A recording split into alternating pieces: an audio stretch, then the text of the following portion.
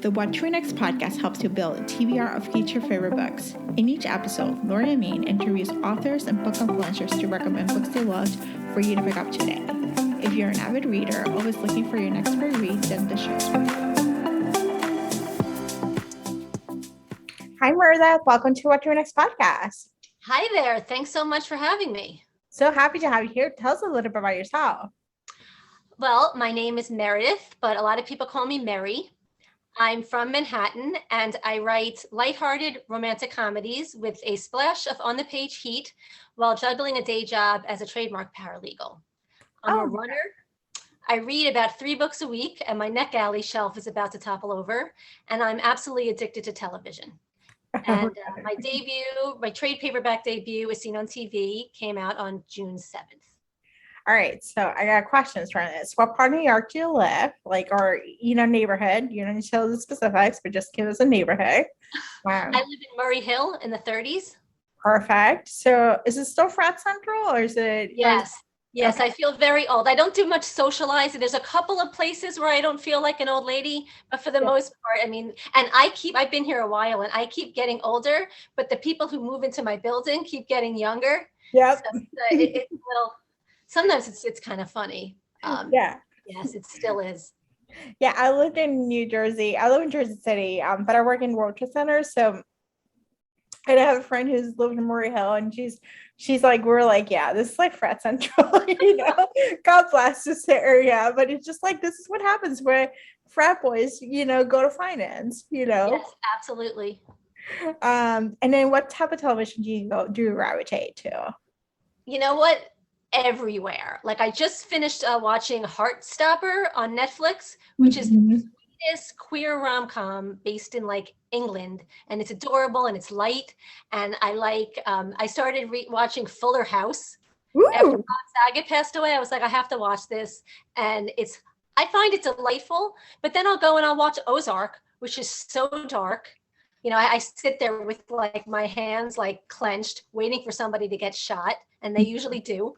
So yeah, I run the gamut from really, really light to very, very dark when it comes to TV. I'm assuming based on your book, you've watched some Hallmark movies or have watched. Yeah, I've watched 1 or 2. Okay.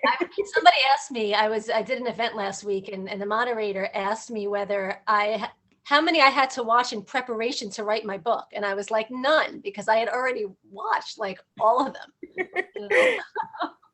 Yeah, I feel like that's one thing, because I was like, I watch Hallmark movies. It's not what I do. It's not the type of movies I watch. But my mom does watch them and stuff like that. So it's like I'm familiar with them and I'm familiar with the tropes, But I like more steam. I like a little more heat in my stuff. Exactly. That's one of the reasons why I wanted to write, include steam in mine, because it's not the whole point is I'm not trying to write a Hallmark movie. Yeah. A rom-com about a woman who is obsessed with them, but this is not a rom-com. So it's not a Hallmark rom-com. So anybody who expects it to be like the chaste kiss in the last 3 minutes, that's not what you're going to get. Yeah. So speaking of that, let's chat the elevator pitch for As Seen on TV. Okay. As Seen on TV is about 25-year-old Adina Geller, who is a somewhat cynical Manhattanite and lifestyle freelance journalist who is obsessed with Hallmark movies and small towns in general. And when she hears about this New York City real estate conglomerate who's looking to take over or develop the tiny town of Pleasant Hollow in upstate New York, she pitches the idea of a real town living out a Hallmark subplot to the editor of a pop culture magazine called T. And she's given the green light to go to Pleasant Hollow and write this story with the reward of a full-time staff position at the magazine if it goes well. And she thinks this is a story that's going to make her career, and she'll be able to help out her single mother financially, and maybe she'll even have her own small town romance. Mm-hmm. Only when she arrives in Pleasant Hollow, she discovers it's nothing like television led her to believe. There's no festivals every weekend or at all. There's no homemade pie or any bakeries. The people are not up in arms about the developer at all, as would their television counterparts, and they're not very friendly to her. In fact, the only person who's welcoming to her is handsome and charming Finn Adams, who is a fellow Manhattanite and works for the real estate developer that she hoped to bring down. Yes. And romance ensues, and some shenanigans, romance, and just a little bit of everything ensues. So I really love this book because it's just like it took the Hallmark spin. The small city girl goes to a small town and be like, oh, it's not like this trope. Like you're normally charming little town where everyone loves her name. Like they're like, no, they barely want to acknowledge her, you know. Exactly. So what was the process of writing this book? Like, did you write it during the pandemic? Like, was it when did you start writing this book? I started writing this book in about November of 2019, right when Ooh, my agent put the book that I wrote before it on submission, and that book didn't sell. okay. And so I was about halfway through the first draft in the middle of March when Mhm. everything was down. So I wrote the whole second half and did all the editing during the height of the pandemic. And Mhm. it was really good escape for me. And also, I mean, I live alone. I had to work from home. Nothing was open. So writing this book, I would say it really saved me, like from like depression and fear, because I would, I would wake up and I'd write before work, and then I would write again after work, and like after working online at home. And it was really the perfect escape. And I hope that people read it like that, just an escape from whatever issues that the world is facing and that they're facing. That's really what it's meant to be. I think it was escape for me. Like I just got a sense of like, for getting out of the bubble and just being like, oh, exploring new place, meeting new people, doing all the different things that we would have done in 2020, 2021, and even parts of 2022 were shut down with COVID and stuff like that. So I think it's like it was a nice little escape to get out of it and like think about like, small town with big developer, Yeah. that doesn't look like Hallmark. Let's talk about the journey to publication because this is your trade debut. But you mentioned you wrote a book that did not sell. Yes. So I got my agent, I think it was like, let me see. I think it was, we signed in February of 2019. And I didn't have that miserable experience in the query trenches that a lot mhm, of people have had. I had my share of rejections, but I got my agent, who I adore, pretty quickly. And we went through many rounds of revisions on this other book. It was a second chance romance mhm, and second chance rom-com. And it didn't sell. We went through all the big publishers, and I knew that my dream was to have my book in a bookstore, to get paid in advance. And I had published books with a small press years ago, mhm. and I didn't want to do that again. I really wanted I wanted my dream of like the bookstore to come true. So we shelved that first book.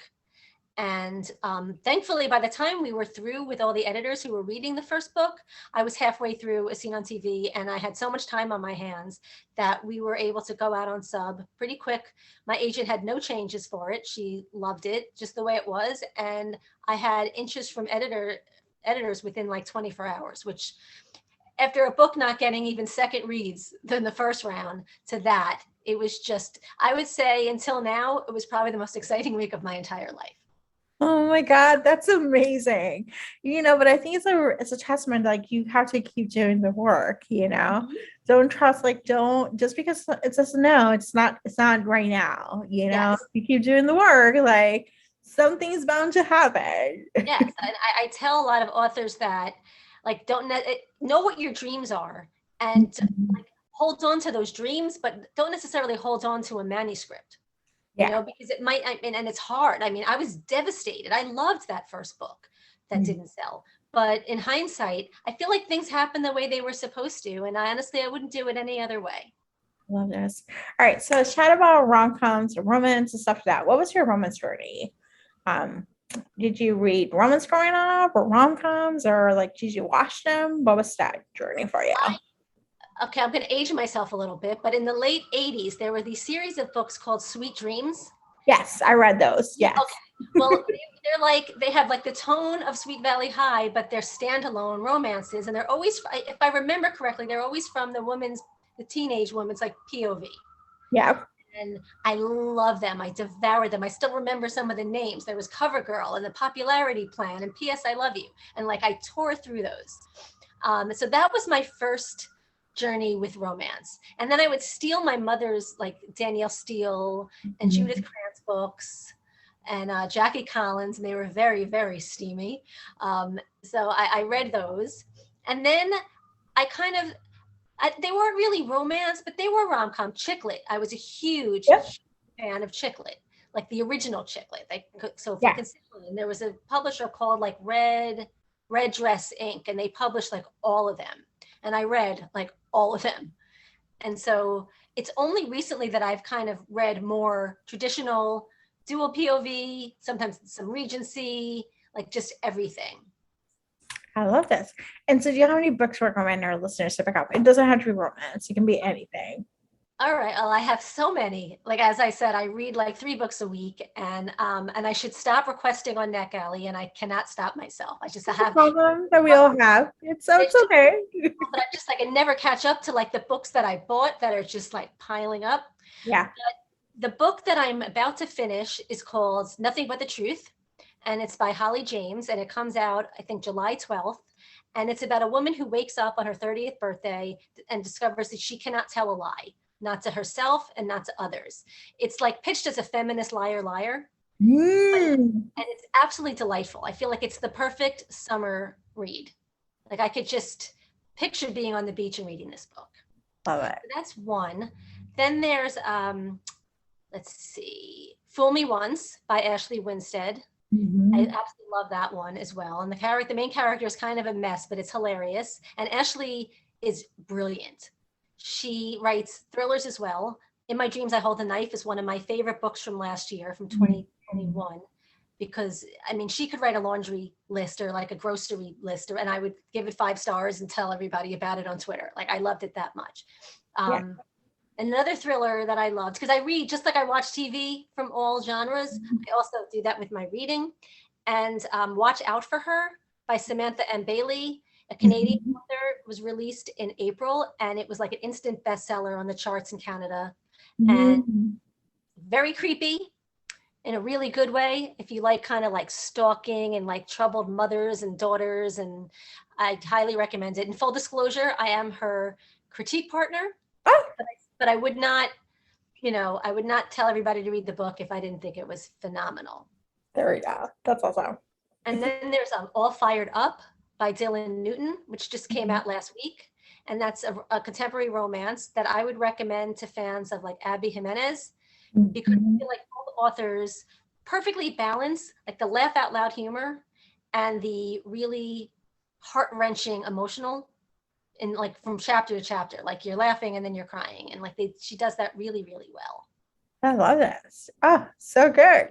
And Jean Meltzer, The Matzo Ball, I loved. Yes. Oh, so good. That was so freaking good. It's a good companion to her book, actually, I would say. You know. I'll take it. Yeah. And then The Dead Romantics I just finished. That's coming out at the end of the month, at the end of June, by Ashley. I don't know if it's Poston or Poston. I think it's Poston or Poston. I'm not sure. But I read that book.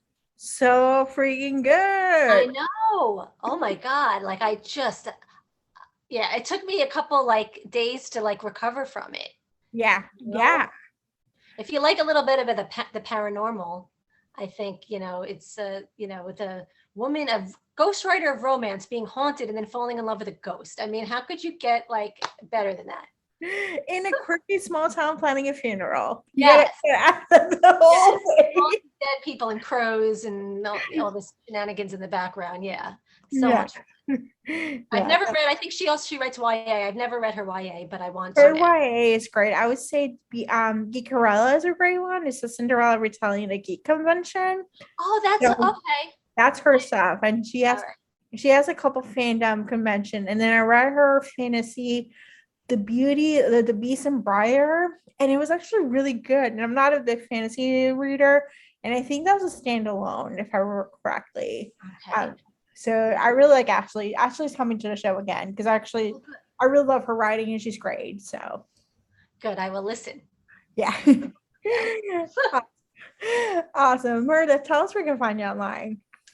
I am mostly on Twitter and Instagram, and it's very easy because I'm at Meredith Schorr.